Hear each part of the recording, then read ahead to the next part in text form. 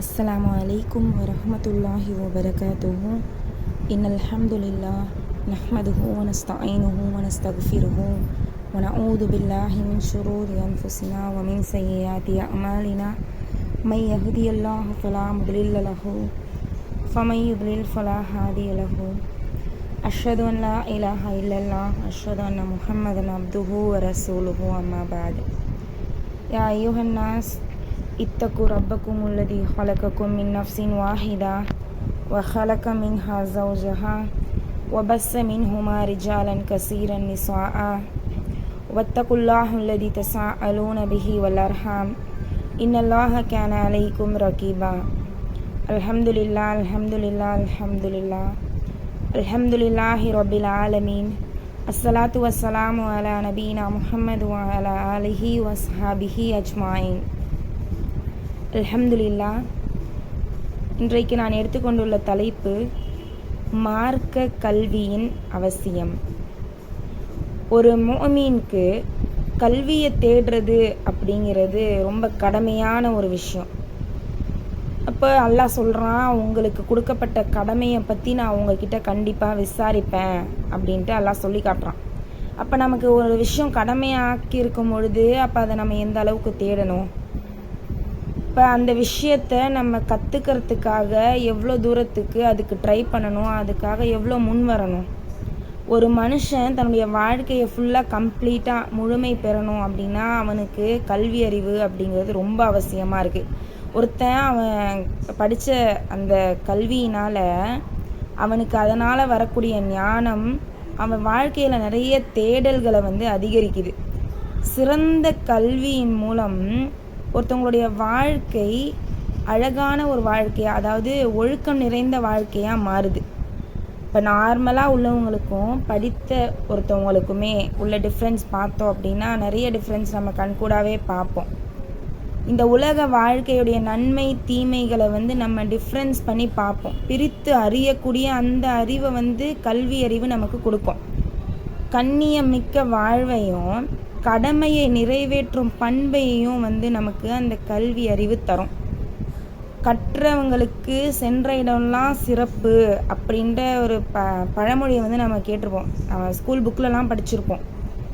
செல்வங்கள்லையே யாராலையுமே திருட முடியாத, கொள்ளையடிக்க முடியாத செல்வம் அப்படிங்கிறது கல்வி செல்வம் தான்.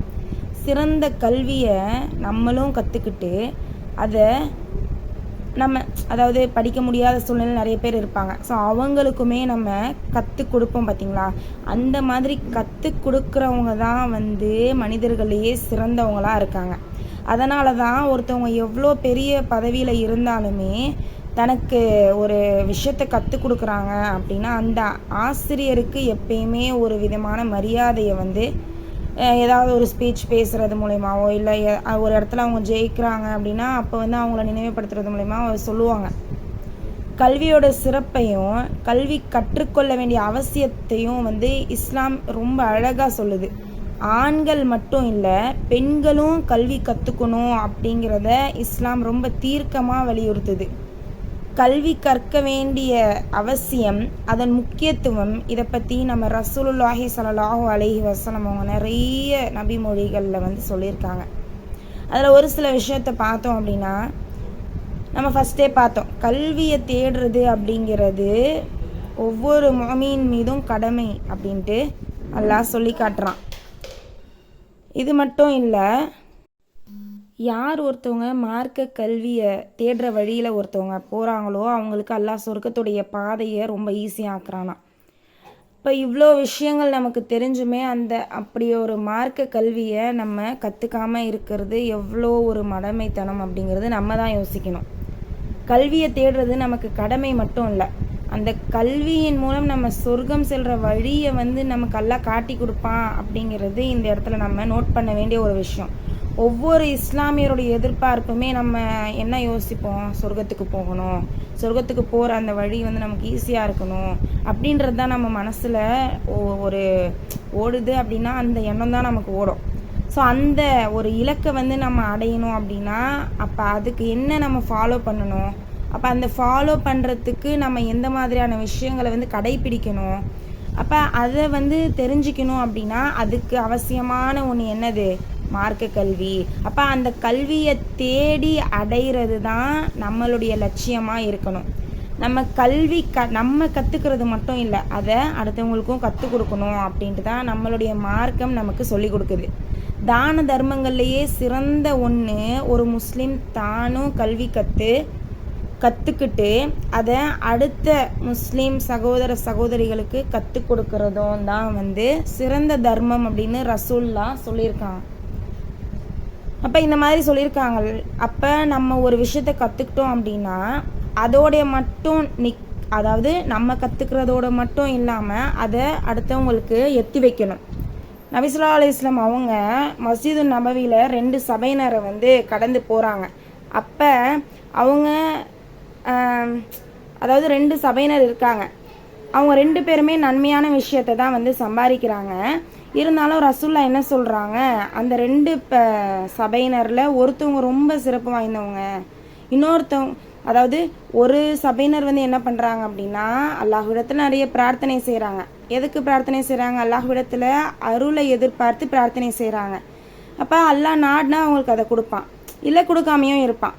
இன்னொரு சாரார் அதாவது ரசூல்லா சொல்கிறாங்களே ரொம்ப சிறப்பு வாய்ந்தவங்கன்னு சொல்கிறாங்க இல்லையா, அவங்க என்னன்னா மார்க்க கல்வியை தானும் கற்றுக்கிட்டு அதை பிறருக்கு எத்தி வைக்கக்கூடியவங்க தான் அவங்க. ஸோ அப்போ அந்த சபையினர் கூடயே வந்து ரசூல்லா உட்காந்துக்கிட்டு நானும் வந்து இந்த மாதிரி தான் இறைவனால் அனுப்பி வைக்கப்பட்டிருக்கேன் அப்படின்ட்டு ரசூல்லா சொல்கிறாங்க. இன்னொரு ஹதீஸில் பனு இஸ்ரவேலை சேர்ந்த 2 பேர், அவங்களில் ஒருத்தவங்க நல்ல கல்வியாளராக இருக்காங்க. அவங்க நல்ல கடமையான தொழுகையை நிறைவேற்றிட்டு மக்களில் அமர்ந்து அவங்களுக்கு நல்லதை கற்றுக் கொடுக்குறாங்க. மற்றவங்க பகல் ஃபுல்லாக நோன்பு வச்சு நைட்டு ஃபுல்லாக தொழுகிறாங்க. இப்போ இந்த 2 பேர்த்துலேயும் யார் வந்து சிறந்தவங்க அப்படின்னு ரசூல்லா கிட்ட கேட்குறாங்க. அப்போ ரசூல்லா சொல்கிறாங்க, வணக்கசாலியை விட மக்களுக்கு நல்லதை கற்றுக் கொடுக்குறாரு பாரு, அந்த கல்வியாளர் தான் ரொம்ப சிறந்தவர். நான் எப்படி உங்களை விட சிறந்தவனாக இருக்கிறேனோ அந்த மாதிரி அப்படின்னு ரசூல்லா சொல்கிறாங்க. பத்ரு போரில் இறை மறுப்பாளரில் 70 பேர் சிறைப்பிடிக்கப்படுறாங்க. அந்த கால வழக்கத்துப்படி பார்த்தாங்க அப்படின்னா சிறைப்பிடிக்கப்பட்டவங்களே வசதி உள்ளவங்க யாருன்னா அவங்க வந்து காசு கொடுத்துட்டு நான் வெளியே போயிடுறேன்னு சொல்லிட்டு போயிடலாம். அது மாதிரி பார்த்து வசதியானவங்க பிணைத்தொகை கொடுத்து வெளியே வந்துட்டாங்க, விடுதலை ஆகிட்டாங்க. அப்போ வசதி இல்லாத கைதிகளுக்கு நபிகளார் ஒரு சலுகை கொடுத்தாங்களாம். என்ன சலுகை? அதாவது ஒரு கைதி 10 முஸ்லீம் சிறுவர்களுக்கு எழுத வாசிக்க அதாவது அவங்களுக்கு வந்து கற்றுக் கொடுத்துட்டாங்க அப்படின்னா நீங்கள் வந்து விடுதலை ஆகிடலாம் அப்படின்னு சொல்கிறாங்களாம். இன்னும் மஸ்ஜிது நபவி பள்ளிவாசலில் திண்ணையில் வச்சு வசதி இல்லாத 70க்கும் அதிகமான தோழர்களுக்கு இலவசமாக கல்வி கற்றுக் கொடுக்குறாங்க நம்ம ரசூல்லா. அப்போ இவங்கள தான் திண்ணை தோழர்கள் அப்படின்னு நம்ம ஹதீஸ்களில் நிறைய படிச்சிருக்கோம். அப்போ ஒவ்வொரு விஷயத்தையுமே நம்ம யோசித்து பார்த்தோன்னு வச்சுக்கோங்களேன். இப்போ உள்ள காலகட்டத்தில் ஒரு மார்க்க கல்வியை படிக்கிறது அப்படிங்கிறது, அதாவது மார்க்க கல்வியை தேடுறது அப்படிங்கிறது எந்த நிலையில் இருக்குன்னா, ஒரு பிள்ளைக்கு இல்லை யாரோ ஒருத்தவங்களுக்கு வந்து படிப்பு வராத ஒரு சூழ்நிலை இருக்குது அப்படின்னா, அப்போ அந்த சூழ்நிலையில் தான் வந்து சரி பிள்ளைய வந்து மதரசாவில் சேர்த்து விடுவோம், படிப்பு தான் வரலையே என்னத்தை வீட்டில் வச்சுக்கிட்டு அப்படின்ட்டு தான் பார்க்குறாங்களே தவிர அந்த மார்க்க கல்வியுடைய சிறப்பை அறிஞ்சு சேர்க்க மாட்டுறாங்க. அப்போ அதோடைய சிறப்பை நம்ம தெரிஞ்சுக்கிறதோட மட்டும் இல்லாமல் நம்ம அந்த கற்றுக்கிட்ட கல்வியை அடுத்தவங்களுக்குமே எத்தி வைக்கணும். நமக்கு தெரிஞ்சவங்க தெரியாதவங்க அப்படிலாம் இல்லை. அந்த காலத்தில் வந்து அதுக்கான வாய்ப்பு இல்லை, படிக்கக்கூடிய வாய்ப்பு இல்லை, தெரிஞ்சிக்கக்கூடிய வாய்ப்பு இல்லை. இப்போ நிறைய வாய்ப்புகள் இருந்துமே அதை நம்ம யூஸ் பண்ணிக்க தெரியல, அதை உபயோகப்படுத்த தெரியல. அப்போ அதை நம்ம எப்படி கரெக்டாக உபயோகப்படுத்திக்கணும், நம்ம கிடைக்கிற வாய்ப்பை நம்ம எப்படி பயன்படுத்திக்கணும். அப்போ இந்த மாதிரி விஷயங்களை நம்ம கரெக்டாக ஃபாலோ பண்ணி நிறைய நன்மைகளை அடையக்கூடிய நல்ல மக்களாக இருக்கணும். ஏன்னா நம்ம ஒரு கல்வியை கற்றுக்கிட்டோம் அப்படின்னா அதை நம்மளும் பயன்படுத்தணும், அது மூலியமாக நம்ம இந்த சமுதாயத்துக்கும் பயன் தரக்கூடிய செயல்களில் வந்து ஈடுபட்டு அவங்களையும் அந்த மாதிரி செய்ய வைக்கணும். இந்த ஒரு செயல்கள் மூலயமா இந்த உலகத்துலேயும் சரி மறுமை உலகத்துலேயுமே சரி நமக்கு அல்லாஹ் நிறைய நன்மைகளை கொடுத்துட்டே இருப்பான்.